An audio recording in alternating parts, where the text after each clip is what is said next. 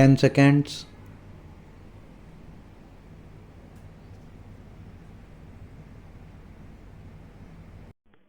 Mr. Vice Chairman, sir, I rise to support the Plantations Labor Amendment Bill brought up by the government for our consideration. Sir, the sad plight of millions of toiling people who sweat on various plantations in the country to earn valuable foreign exchange for us is really too much to be expressed in words. These workers live and work in most inhuman and pitiable conditions. These plantations include tea, coffee, cinchona, rubber, etc. And as we know, tea alone is one of the major foreign exchange earners of our country.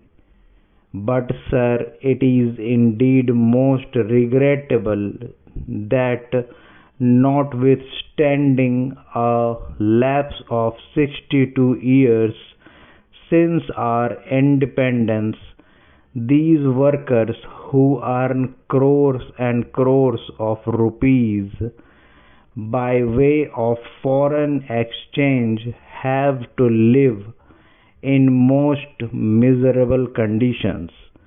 They live in houses that are most insecure and collapse frequently. And when these workers die as a result of these collapses, their guardians or their dependents do not get even due compensation for the loss that they have to bear.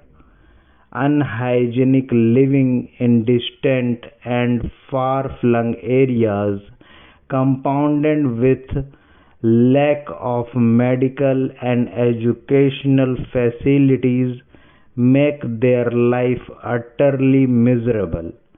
These plantation workers have to live in abject poverty like slaves of their employers. And as we know, most of these plantations are still foreign owned establishments, last vestiges of the colonial rule, the British rule. And as I said, it is a matter of deep regret for all of us that despite enacting an act, the Plantations Labor Act 2001, we have not yet been able to effect any improvement in their conditions.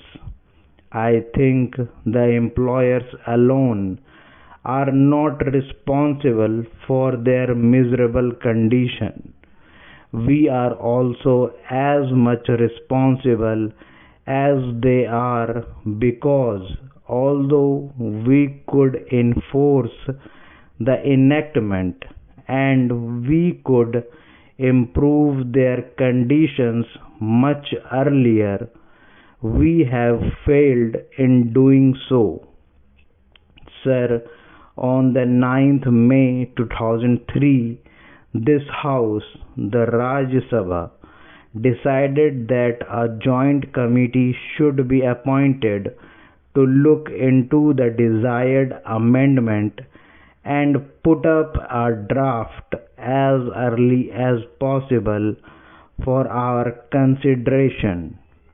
On the 26th May 2003, the Lok Sabha also adopted our resolution, our motion, with the result that a 45-member committee in which 15 representatives were from the Rajya Sabha and 30 from the Lok Sabha was appointed to look into the matter.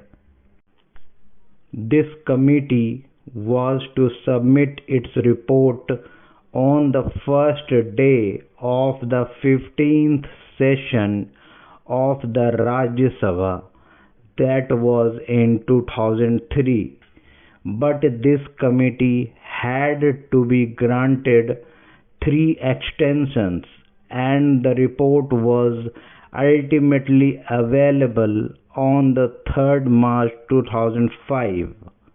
At that time, as we all know, the so-called JP's movement of total revolution was at its peak. Within 2 or 3 months, the national emergency had to be declared, and during the emergency, priorities had changed, and we could not just effect this desired improvement at that time, and we could not bring about this legislation. And then the Janta rule and the Lok Dal rule for 30 months they were in power, but they too, although they tried to pose to be the champions of the downtrodden and the workers, failed to deliver the goods, and that is why today we are going to consider the report of that committee that was presented to the government in 2005. Therefore, we are also equally responsible for not ameliorating their conditions and their plight.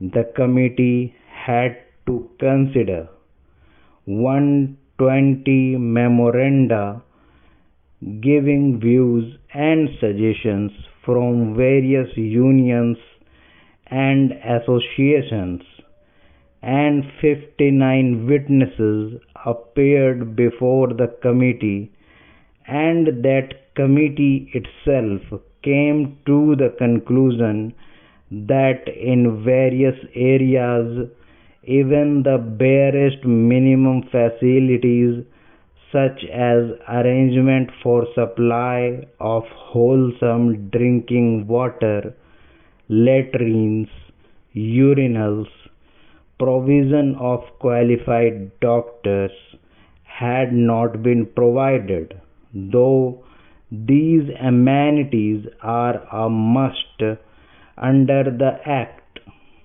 The Act has been there, but we could not enforce it.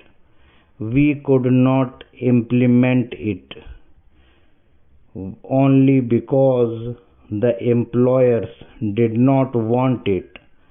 They did not want to give to the workers due justice.